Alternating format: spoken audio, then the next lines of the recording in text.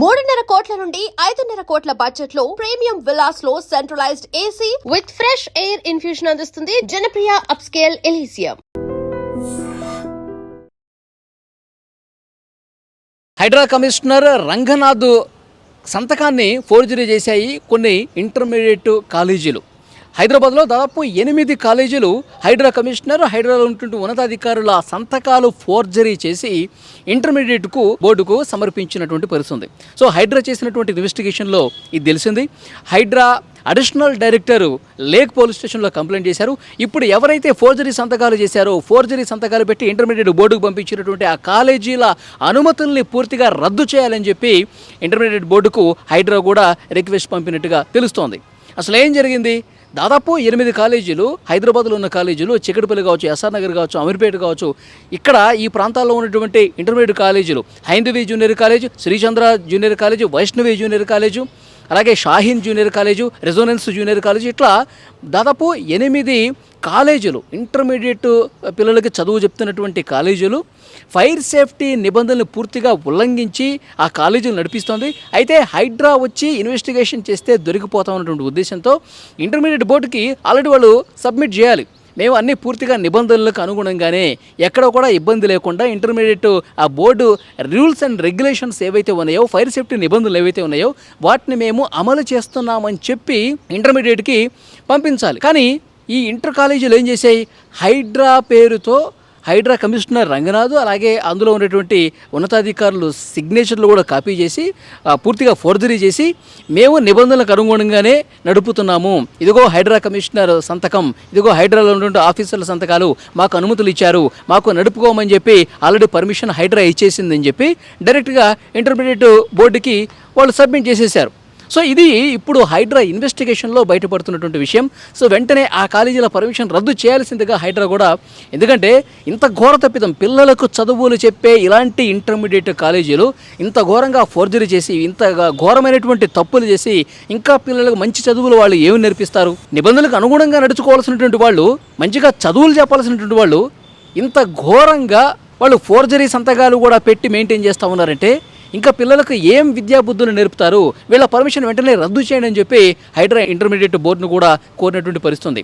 అసలు యాక్చువల్గా ఇంతకుముందు ఫైర్ సేఫ్టీ అథారిటీకి ఆ పవర్ ఉండేది. కానీ హైడ్రా ఏర్పడిన తర్వాత, హైడ్రా ఫుల్ ఫామ్లోకి వచ్చిన తర్వాత అసలు ఇక్కడ హైదరాబాద్లో ఉన్నటువంటి కాలేజీలు కావచ్చు, బిల్డింగులు కావచ్చు, ఇవి అనుమతులు సరిగా తీసుకొని ఉన్నారా లేదా, ఫైర్ సేఫ్టీ నిబంధనలు పూర్తిగా పాటిస్తున్నారు, పాటించకపోతే వాటి మీద చర్యలు తీసుకునే అధికారం హైడ్రాకి ఇచ్చింది ప్రభుత్వం.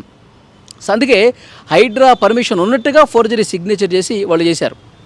యాక్చువల్గా హైదరాబాద్లో ఈ మధ్య ఎంత ఘోరంగా అగ్ని ప్రమాదాలు జరుగుతున్నాయి మనం చూసాం. ఇప్పుడు పిల్లలకి చదువులు చెప్పే ఈ స్కూళ్ళలో, కాలేజీల్లో ఈ హైడ్రా నిబంధనలు పాటించకపోతే, ఈ ఫైర్ సేఫ్టీ నిబంధనలు పాటించకపోతే ఏదైనా ప్రమాదం జరిగితే ఎవరు బాధ్యత వహించాలి?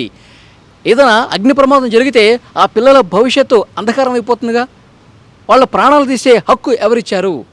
అందుకే హైడ్రాకు సంబంధించి పూర్తిగా వాళ్ళు ఇన్వెస్టిగేషన్ చేస్తే 8 జూనియర్ కాలేజీలు వీళ్ళు ఫోర్జరీ సిగ్నేచర్స్ పెట్టుకొని హైడ్రా ఏదైతే ఈ ఫైర్ సేఫ్టీకి సంబంధించిన నిబంధనలు ఉంటాయో వాటిని పూర్తిగా కాలరాసేసి ఆ తప్పుడు నివేదికలన్నీ కూడా ఇంటర్మీడియట్ బోర్డుకు పంపించినట్టు పరిస్థితుంది. ఎందుకంటే ఫైర్ సేఫ్టీ నిబంధనలు ఏ విధంగా ఉంటాయి? ఇరుకైనటువంటి గదులు ఉండకూడదు, ఏదైనా అగ్ని ప్రమాదం జరిగితే వెంటనే అందులో ఉన్నవాళ్ళు తప్పించుకునే విధంగా, అందులో ప్రాణాలతో బయటపడే విధంగా కొన్ని నిబంధనలు రూపొందిస్తారు.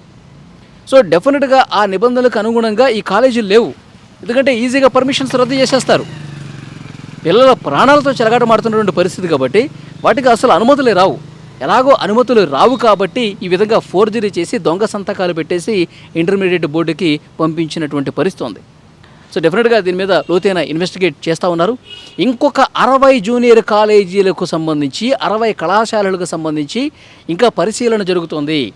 హైడ్రా ఈ కాలేజీల మీద ఇంకా ఫోకస్ సీరియస్గా పెట్టింది. ఎందుకంటే 8 కాలేజీలు దొరికినాయి ఫోర్జరీ సంతకాలు పెట్టి. సో మిగతా కాలేజీలను పూర్తిగా పరిశీలిస్తూ ఉన్నారు. వీటిలో కూడా ఇంకా చాలా వరకు ఈ ఫోర్జరీ కనిపెట్టే అవకాశం ఉన్నట్టుగా తెలుస్తోంది. వాళ్ళందరికీ సరైనటువంటి బుద్ధి వచ్చే విధంగా భవిష్యత్తులో ఇంకా వాళ్ళు ఎప్పుడూ కూడా కాలేజీలు నడుపుకోకుండా, వాళ్ళకి అసలు పర్మిషన్లు రాకుండా పర్మిషన్స్ పూర్తిగా రద్దు చేసే అవకాశం కనిపిస్తుంది. ఇప్పటికి ఇంటర్మీడియట్ బోర్డుకి దానికి సంబంధించినటువంటి ఆధారాలతో సహా హైడ్రా పంపిస్తున్నట్టుగా తెలుస్తోంది. సో డెఫినెట్గా, ఎందుకంటే ఈ విద్యా సంవత్సరంలో ఇప్పటికిప్పుడు ఆపిస్తే ఇంటర్ చదువుతున్నటువంటి ఆ విద్యార్థులకి ఇబ్బంది ఏర్పడే అవకాశం ఉంది. ఈ విద్యా సంవత్సరం ఇబ్బందికర పరిస్థితులు ఉంటాయి. కాబట్టి వచ్చే విద్యా సంవత్సరం నుంచి ఈ సంవత్సరానికి వాళ్ళకి ఏదో పెనాల్టీ వేసో ఏదో ఒకటి చేసి వచ్చే విద్యా సంవత్సరం నుంచి అసలు ఆ కాలేజీ లేకుండా చేసే ప్రయత్నం ప్రస్తుతం జరుగుతున్నట్టు తెలుస్తుంది. ఇలాంటి సీరియస్ స్ట్రిక్ట్ యాక్షన్స్ తీసుకోకపోతే కనుక ఈ విధంగా వాళ్ళు పెచ్చుమీరి ప్రవర్తించే అవకాశం ఉంది.